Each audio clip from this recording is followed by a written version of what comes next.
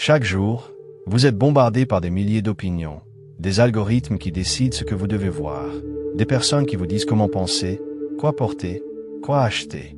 Au milieu de ce bruit constant, vous êtes-vous déjà demandé combien de vos pensées sont réellement les vôtres? Combien de vos choix sont véritablement nés de vous-même?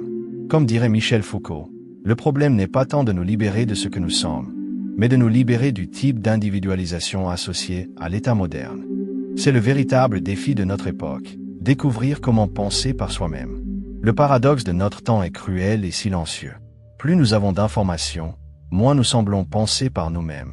Nous n'avons jamais eu autant accès au savoir, pourtant, nous n'avons jamais été aussi facilement manipulés.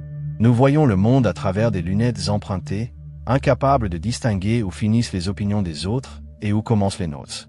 Comme l'a dit Albert Camus, un homme sans éthique est une bête sauvage lâchée dans ce monde. Mais une éthique authentique ne peut naître que d'une pensée véritablement personnelle. Réfléchissez un instant. Combien de fois avez-vous partagé une opinion sans vraiment l'examiner? Combien de fois avez-vous défendu des idées que vous avez absorbées passivement de votre environnement social, familial ou professionnel? Les croyances les plus fortes que vous entretenez aujourd'hui, en politique, en religion, en morale, ont-elles été formées après un examen rigoureux, ou sont-elles simplement le reflet de l'environnement dans lequel vous avez grandi? Ces questions ne sont pas de simples exercices rhétoriques. Elles constituent la première étape sur le chemin de l'émancipation intellectuelle. René Descartes, le père de la philosophie moderne, nous a appris à douter systématiquement de tout. Je pense, donc je suis. Cette phrase iconique marque le début d'un voyage vers la pensée autonome. Pour Descartes, la véritable connaissance commence lorsque nous remettons en question même les certitudes les plus fondamentales. La méthode cartésienne n'est pas seulement un système philosophique, mais une attitude face à la vie, le courage de soumettre chaque croyance, chaque opinion, chaque vérité apparente au tribunal de la raison. Dans son isolement volontaire près du feu, Descartes a fait ce que peu d'entre nous osent faire, détruire toutes les certitudes et reconstruire la connaissance depuis ses fondements. La première étape pour penser par soi-même est de reconnaître à quel point nous sommes conditionnés. Dès la naissance, nous sommes façonnés par des structures sociales, familiales et culturelles qui définissent silencieusement les limites de notre pensée. Le langage que nous utilisons, les métaphores que nous employons, les valeurs que nous défendons, tout cela est hérité avant même que nous ayons l'occasion de choisir. Comme l'a dit Jean-Jacques Rousseau, l'homme est né libre, mais partout il est dans les fers. Ces chaînes invisibles sont les suppositions que nous acceptons sans doute, les vérités héritées que nous n'avons jamais soumises au doute. Notre société, paradoxalement, craint la pensée originale. Dès notre plus jeune âge, nous sommes formés à reproduire le savoir et non à le produire. Le système éducatif récompense en grande partie la mémorisation et la répétition, et non le questionnement approfondi. On nous apprend à trouver les bonnes réponses et non à poser des questions dérangeantes. Comme l'a observé Nietzsche, les convictions sont des ennemis plus dangereux de la vérité que les mensonges. Celui qui pense par lui-même doit être prêt à vivre à la frontière inconfortable entre le connu et l'inconnu, résistant à la tentation de s'accrocher à des certitudes prématurées. Le monde contemporain conspire contre la pensée autonome. Les réseaux sociaux nous bombardent constamment d'opinions préfabriquées, tandis que les algorithmes nous enferment dans des bulles qui ne reflètent que ce que nous pensons déjà. L'excès d'informations nous éloigne paradoxalement de la vérité, créant une illusion de connaissance qui n'est en réalité qu'une accumulation de données sans réflexion critique. Nous sommes réduits à des consommateurs passifs des idées des autres, incapables d'accomplir le travail ardu de la pensée. La société de consommation ne se limite pas à vendre des produits. Elle commercialise des styles de vie, des identités, des façons de voir le monde. Comme l'a souligné Guy Debord dans La société du spectacle, nous vivons dans un monde où tout ce qui était directement vécu s'est éloigné dans une représentation. Pensez à la dernière fois où vous avez profondément divergé d'opinion avec la majorité des personnes autour de vous. Quelle a été votre réaction? Avez-vous eu peur? Avez-vous douté de vous-même? La pression sociale pour se conformer ne se limite pas aux comportements externes. Elle s'étend au domaine de la pensée elle-même. Le phénomène que les psychologues appellent « pensée de groupe » illustre le pouvoir du collectif pour faire taire l'intellect individuel. Penser par soi-même, c'est résister à ces pressions silencieuses, c'est maintenir une distance critique même lorsque tous autour de vous sont convaincus de la même chose. Michel de Montaigne, l'un des plus grands essayistes français, nous rappelle que il est plus difficile d'interpréter les interprétations que d'interpréter les choses. Le véritable penseur doit être prudent non seulement avec les informations qu'il reçoit, mais aussi avec les interprétations automatiques qu'il en fait. Nous devons développer ce que les stoïciens appelaient l'attention, la capacité d'observer nos propres processus mentaux, de voir non seulement le monde, mais comment nous le voyons. Montaigne, dans ses essais, a pratiqué une forme d'auto-observation honnête et implacable, une excavation archéologique de son propre esprit. Quand je danse, je danse. Quand je dors, disait-il, illustrant une présence mentale essentielle à la pensée authentique. Il existe une différence fondamentale entre avoir des opinions et penser. Nous avons tous des opinions souvent fortes, presque toujours nombreuses. Mais combien d'entre nous pensent réellement? La réflexion exige un travail mental délibéré, un processus actif de pensée profonde. L'opinion, en revanche, peut être absorbée passivement, adoptée sans examen. Hannah Arendt a observé comment l'absence de réflexion et non la stupidité ou la méchanceté était à la racine de nombreuses horreurs du XXe siècle. Dans Eichmann à Jérusalem, elle a forgé l'expression « banalité du mal » pour décrire comment des personnes ordinaires peuvent participer à des atrocités simplement en ne pensant pas de manière critique. La deuxième étape vers la pensée autonome est de cultiver le silence intérieur. Dans un monde où le bruit est constant, nous devons créer des espaces pour une solitude délibérée. C'est dans le silence que nos propres idées peuvent enfin émerger, libérées de l'influence tyrannique du consensus. Pascal a observé que tout le malheur des hommes vient d'une seule chose, qui est de ne savoir pas demeurer en repos dans une chambre. Cette incapacité à rester seul avec nos pensées révèle non seulement la peur de l'ennui, mais une peur plus profonde, celle de nous rencontrer nous-mêmes. Le silence nous confronte à des questions inconfortables sur notre existence, nos valeurs, nos choix. Il est plus facile de se distraire avec le bruit constant que d'affronter le vide potentiellement effrayant de la pensée indépendante. Pensée Y. Quand avez-vous passé pour la dernière fois une heure entière sans distraction externe, juste à penser, sans smartphone, sans musique, sans télévision, sans conversation, juste vous et vos pensées? Pour beaucoup d'entre nous, l'idée même provoque un malaise. Nous sommes devenus dépendants des stimuli externes, incapables de supporter le silence nécessaire à la pensée originale. Simone Weil, philosophe française du XXe siècle, a écrit sur l'importance de l'attention, un état de réceptivité consciente qui est un prérequis pour la pensée authentique. L'attention, dit-elle, est la forme la plus rare et la plus pure de générosité. La pensée authentique exige de la lenteur. Nous vivons à une époque de précipitation, où la pensée profonde a été remplacée par la réaction immédiate. Comment pouvons-nous développer nos propres idées quand nous ne leur donnons pas le temps de germer? La vitesse est l'ennemi de l'originalité. Le véritable penseur sait prendre du recul, créer de la distance, s'accorder le luxe d'une contemplation prolongée. Comme le dirait Nietzsche, les grands événements exigent du silence. L'accélération constante de la vie moderne n'est pas seulement un phénomène externe. Elle s'infiltre dans nos processus mentaux, créant une impatience cognitive qui rend la pensée profonde de plus en plus difficile. Le philosophe allemand Martin Heidegger a comparé la pensée calculante à la pensée méditative. La première est rapide, instrumentale, centrée sur des résultats immédiats. La seconde est lente, réflexive, ouverte à la contemplation de l'être. Notre société valorise presque exclusivement la pensée calculante, laissant notre capacité de pensée méditative s'atrophier. Pourtant, c'est précisément ce dernier type de pensée qui nous permet de questionner les fondements, d'examiner les suppositions, et finalement, de penser par nous-mêmes. Le troisième aspect essentiel de la pensée autonome est le courage. Penser de façon indépendante signifie souvent être prêt à rester seul, à défendre des idées impopulaires, à remettre en question ce que tous les autres considèrent comme évident. Simone de Beauvoir nous rappelle que les opprimés ne deviennent libres que lorsqu'ils décident d'être libres. Une décision qui exige non seulement une compréhension intellectuelle, mais aussi un courage moral. Être un penseur indépendant signifie accepter l'entière responsabilité de ses propres idées. Il est facile de répéter des opinions consensuelles. Il est difficile de s'aventurer sur le territoire inconnu de la pensée originale. Comme l'a observé Kant dans son essai « Qu'est-ce que les Lumières ?» Nous devons avoir le courage d'utiliser notre propre entendement, saperode, oser savoir. Ce courage intellectuel a un prix social. Ceux qui pensent différemment font souvent face à l'isolement, au ridicule ou à l'hostilité ouverte.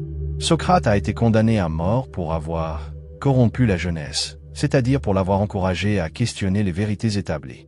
Giordano Bruno a été brûlé sur le bûcher pour avoir défendu des idées cosmologiques qui défiaient l'orthodoxie religieuse de son époque. À une échelle moins dramatique, nous faisons tous face à des pressions pour adapter notre pensée aux attentes de nos groupes sociaux.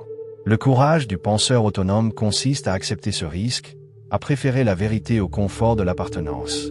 La pensée critique ne signifie pas seulement douter. Ce serait un scepticisme stérile.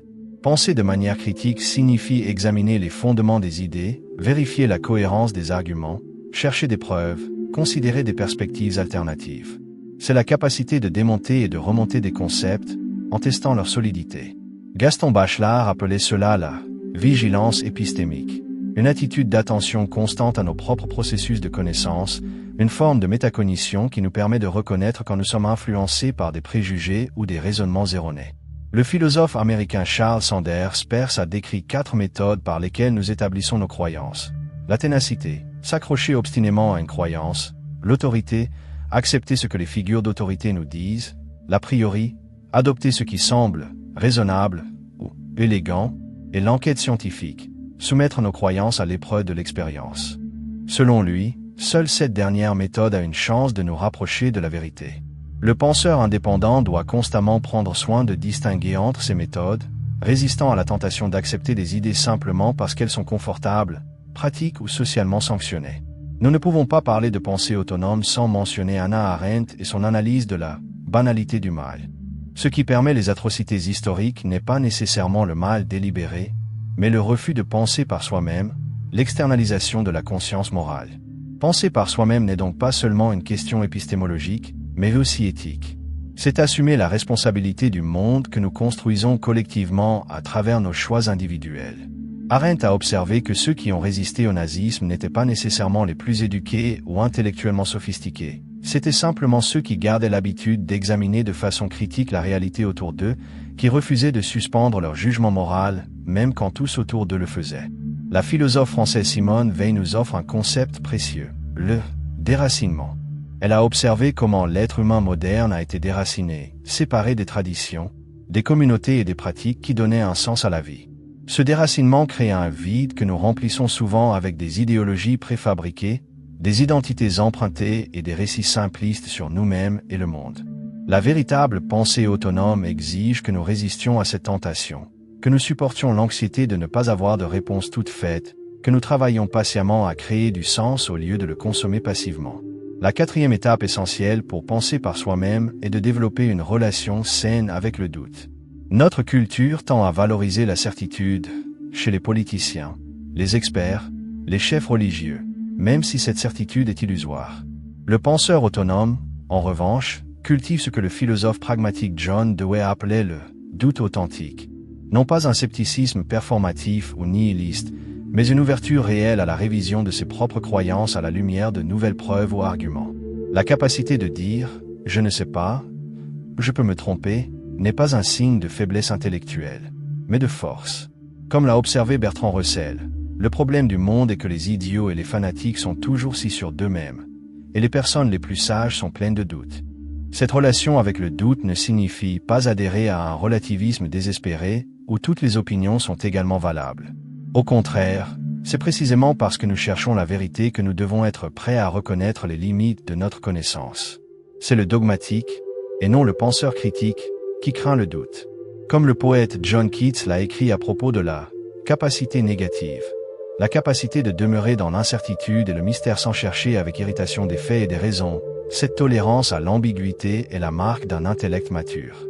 Penser par soi-même ne signifie pas ignorer le savoir accumulé par l'humanité. Paradoxalement, vous devez comprendre profondément les pensées des autres pour développer vos propres pensées. Comme l'a dit Newton, si j'ai vu plus loin, c'est en me tenant sur les épaules de géants. La véritable autonomie intellectuelle ne consiste pas à réinventer toutes les idées, mais à s'engager de manière critique avec la tradition, à la digérer, à la transformer. Le véritable penseur n'est pas un Robinson Crusoe intellectuel, isolé sur une île d'originalité consciente d'elle-même. C'est quelqu'un qui participe activement au grand dialogue qui traverse les siècles et les cultures, mais qui maintient toujours sa voix distinctive. Cela nous amène à une distinction cruciale entre indépendance et autonomie intellectuelle. La pensée indépendante cherche à couper tous les liens avec les influences extérieures, un fantasme impossible qui mène souvent à l'isolement stérile. La pensée autonome, en revanche, reconnaît ses dettes intellectuelles, mais maintient la capacité de juger, d'évaluer, et si nécessaire, de diverger. Comme l'a observé Goethe, ce que vous avez hérité de vos pères, vous devez le gagner pour le posséder vraiment. La même chose s'applique aux idées que nous héritons de notre culture et de nos traditions. Le cinquième élément essentiel pour la pensée autonome est la connaissance de soi. Se connaître soi-même, ses préjugés, ses inclinations, ses angles morts cognitifs, est une condition nécessaire à la pensée authentique. Comment pouvons-nous distinguer entre croyances véritables et préjugés hérités si nous ne prenons pas le temps d'une introspection honnête? L'aphorisme inscrit au temple de Delphes, « Connais-toi toi-même », n'est pas seulement un conseil pour le développement personnel, c'est une condition épistémologique. Nos désirs, nos peurs, nos expériences passées et nos inclinations capricieuses façonnent silencieusement notre perception de la réalité. Sans conscience de ces filtres, nous sommes condamnés à confondre nos projections subjectives avec des vérités objectives. Michel Foucault, dans son Archéologie du savoir, a montré comment ce que nous considérons comme vérité, à un moment donné est inséparable des structures de pouvoir qui façonnent le discours. Le penseur autonome doit être attentif à ces relations entre pouvoir et savoir, questionnant non seulement le contenu des idées dominantes, mais aussi les conditions qui permettent à ces idées d'être considérées comme vraies.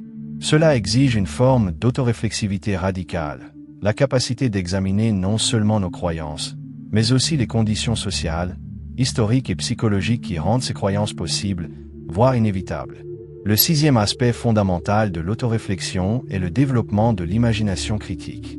La capacité d'imaginer des alternatives au statu quo, de concevoir différentes façons d'organiser la société, de questionner ce qui est présenté comme naturel ou inévitable.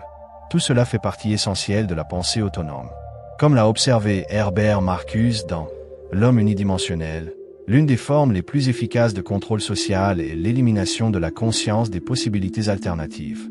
Le penseur autonome résiste à la fermeture de l'univers politique, par l'imagination non pas une fantaisie escapiste, mais un questionnement rigoureux des possibilités non réalisées au sein de la réalité existante. La philosophe brésilienne Marilena Choi parle de l'idéologie comme d'un discours de rupture, un système d'idées qui se présente comme complet et cohérent précisément parce qu'il cache ses contradictions et ses omissions. Le penseur autonome doit développer la capacité de détecter ses lacunes, de lire les silences aussi attentivement que les déclarations explicites. Qu'est-ce qui n'est pas dit? Quelles questions ne sont pas posées?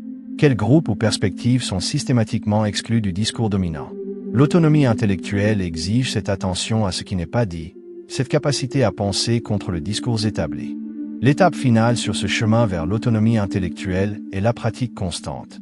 Penser par soi-même est comme un muscle qui doit être exercé quotidiennement. C'est se demander constamment, pourquoi est-ce que je crois cela? D'où vient cette idée? Quelles sont les preuves? Quelles sont les suppositions cachées? C'est cultiver l'habitude socratique d'examiner chaque croyance, chaque opinion, chaque certitude. Les anciens stoïciens pratiquaient ce qu'ils appelaient la proméditatio malorum, la contemplation de l'adversité à l'avance, non par pessimisme, mais pour fortifier l'esprit contre les caprices de la fortune. De même, le penseur autonome pratique une sorte de proméditatio errorum, une contemplation anticipée de ses propres erreurs et préjugés, un exercice d'humilité intellectuelle qui, paradoxalement, renforce, au lieu d'affaiblir, la capacité à penser clairement.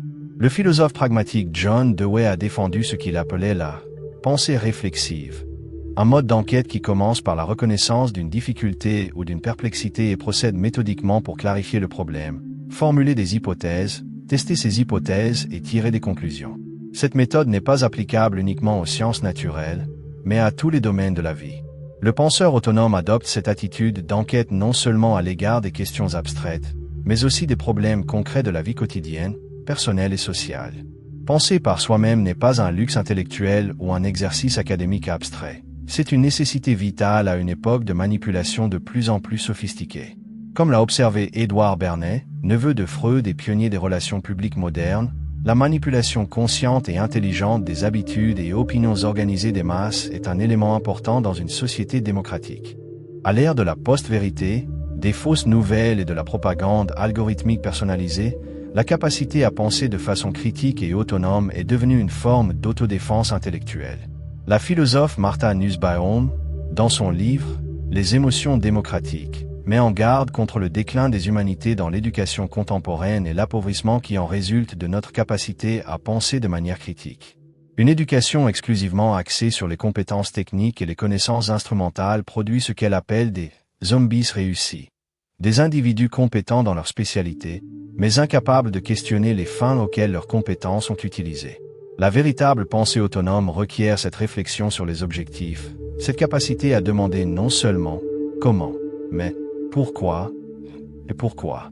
Et vous, avez-vous commencé votre voyage pour penser par vous-même? Vous êtes-vous déjà demandé combien de vos opinions sont réellement formées après une réflexion soigneuse et combien ne sont que des échos de voix extérieures? Comme l'a dit Sartre, l'homme est condamné à être libre, condamné à choisir, à décider, à se créer à travers ses choix.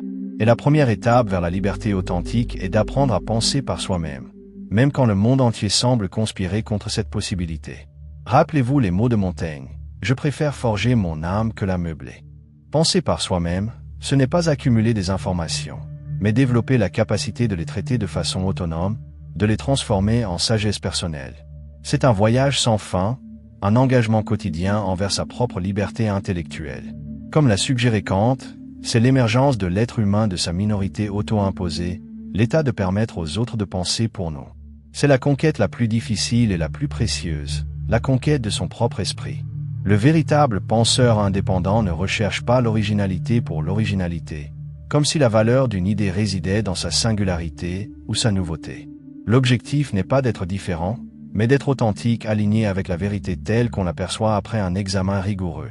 Comme l'a observé Thoreau dans Walden, si un homme ne marche pas au même rythme que ses compagnons, c'est peut-être parce qu'il entend un tambour différent. Qu'il marche au rythme de la musique qu'il entend, aussi mesurée ou lointaine soit-elle. Penser par soi-même, en fin de compte, un acte de courage. Suivre la musique de la vérité qui résonne dans sa propre conscience, même quand le monde entier va dans la direction opposée.